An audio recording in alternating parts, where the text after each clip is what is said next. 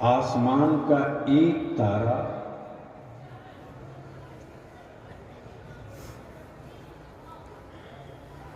جو نہ جانے کن گھٹاؤں میں تھا،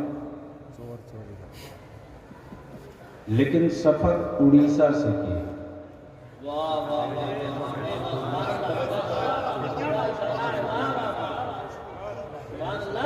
سفر اڑیسہ سے کیا، منزل اسے بریلی کے امام محمد رضا سے، جسے دنیا نے مجاہد ملت کہہ کے پکارا، سبحان اللہ۔ اور اسی روشن تارے کی ضیاؤں کی ایک جھلک اب پتہ نہیں لال پور کو انتخاب کرنے میں حضور مجاہد ملت کے اس روحانی لال کا کیا رشتہ تھا، تو اب تو یہ بات کلیئر ہو گئی کہ مٹی لال پور والوں کی ہے، لیکن امانت بریلی کے امام محمد رضا کی ہے۔ واہ واہ واہ، سبحان اللہ سبحان اللہ، بہت بہت امانت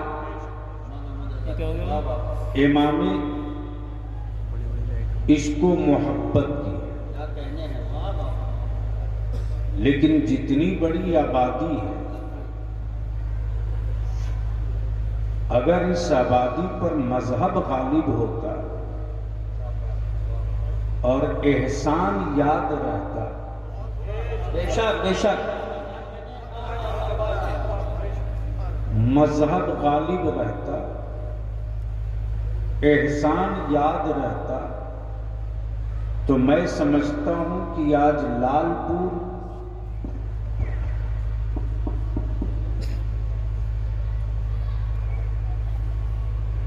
عرس کی تقریب نہیں ہوتی، بلکہ ہر گھر میں آج کی تاریخ میں ایک وہ ماحول ہوتا اور ایک رنگ ہوتا کہ ہر گھر کا سے ایک ہی صدا آتی، میرے مجاہد ملت تو نے سیف الحق کو منتخب کیا ہے۔ واہ واہ واہ، سبحان اللہ، نعرہ تکبیر، نعرہ رسالت، نعرہ غوثیت، مسلک اعلیٰ حضرت حضرت علامہ غلام رسول صاحب کی بریاوی۔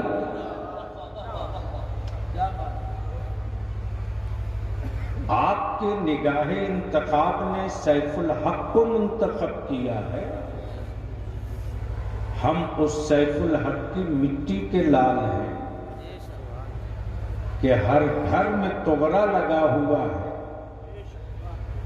اور اس تغرے کی پیشانی پڑھنے کے بعد میرے عقیدے کا بھی پتہ چل جاتا ہے، میرے شعور کا بھی پتہ چل جاتا ہے۔ سبحان اللہ سبحان اللہ۔ لیکن یہ بھی کوئی ضروری نہیں ہے،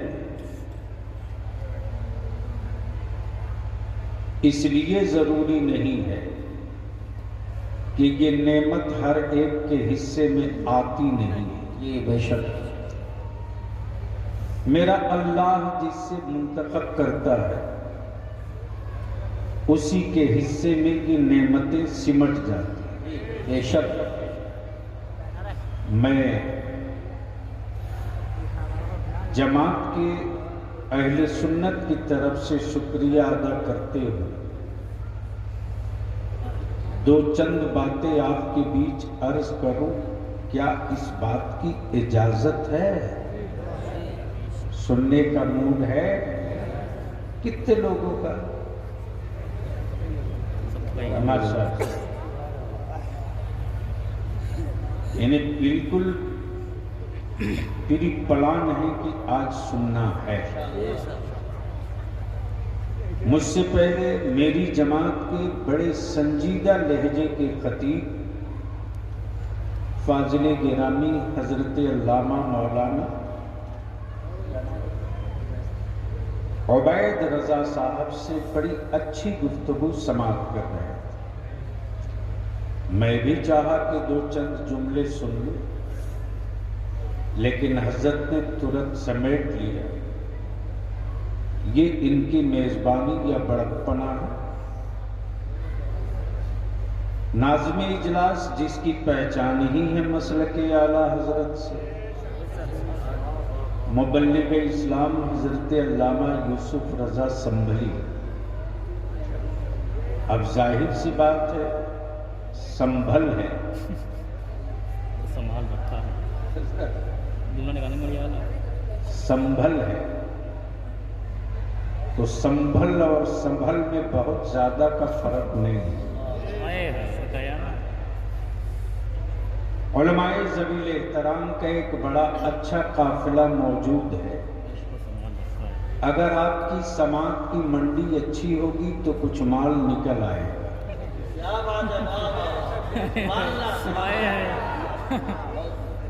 اور اگر آپ یوں ہی خاموش رہیں گے چپا شاہ کی طرح تو پھر ہمیں بھی کوئی نئی چادر کا انتخاب کرنا پڑے گا۔ تو جی لگا کر نبی اور آل نبی کی بارگاہ میں درود پاک کا تحفہ پیش کریں۔ اللہم صلی علی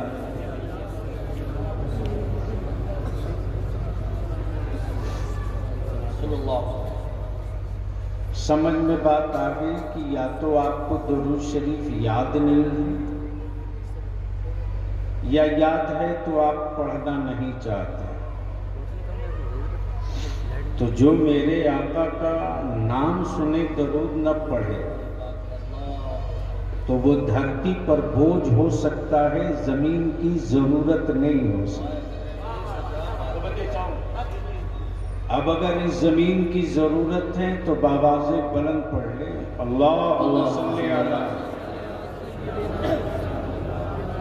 سیدنا مولانا محمد بارک وسلم صلو علیہ صلاۃ و سلام علیک یا رسول اللہ صلی اللہ علیہ وسلم۔ حضرت علامہ مولانا تحسینی صاحب، نام بھول گیا، اعظم تحسینی صاحب کی ضد بھی تھی، اور بیچ میں کچھ ایسی سبیل نکل گئی کہ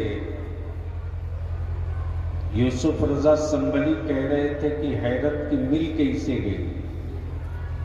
مولانا یہ اپنے بس کا نہیں کہ بلیاوی کہیں چلا جائے،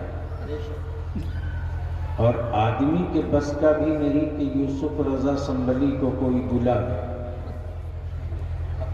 مسئلہ ہے رزق کا، اور جب بزرگوں کے ہاں سے کمان کٹ جائے تو کس کی مجال ہے راستہ روک لے گا؟ تو کمان تو کٹا ہے سیف الحق کے ہاتھ، بے شک۔ کب بولو گے؟ زور سے، زور سے، پیچھے والے، پیچھے والے، ادھر والے، بات سمجھ میں آ گئی کہ جب اللہ کا نام لینے میں اتنا ڈر رہے تو تمہارا نام کوئی کیوں نہیں لے رہا؟ جس دن تم سینہ ٹھوک کر رب کی کبریائی کی بات کرو گے، اسی دن سے دنیا تیری اولادوں کی بات کرنے لگی۔ نعرہ تکبیر، ہاتھ اٹھا کے بولو نعرہ تکبیر، نعرہ رسالت، نعرہ حیدری، نعرہ غوثیت، مسلک اعلیٰ حضرت علامہ غلام رسول صاحب کی بلیابی، ان سے مقدس۔ بہت اچھا جملہ ہے۔ حضرت قاری شہنواز صاحب سے نعت و منقبت بھی سنے، اور بھی کئی شعراء کے نام میں بول رہا، اور میری جماعت کے بڑے پختہ، بڑے مشہور مداح خیر الانام حضرت عثمان ہارونی ان سے بھی آپ نے کلام سنا. اب اجازت ہو تو میں ایک تصویر پیش کر دوں. آنکھیں کھولو گے تو بات سمجھ میں آئے گی. مان لو لال پور والے کسی غریب کی اچانک حج کی لاٹری نکل جائے تو حویلیوں میں بیٹھے ہوئے لوگ کسے دیکھتے ہیں؟ نعرے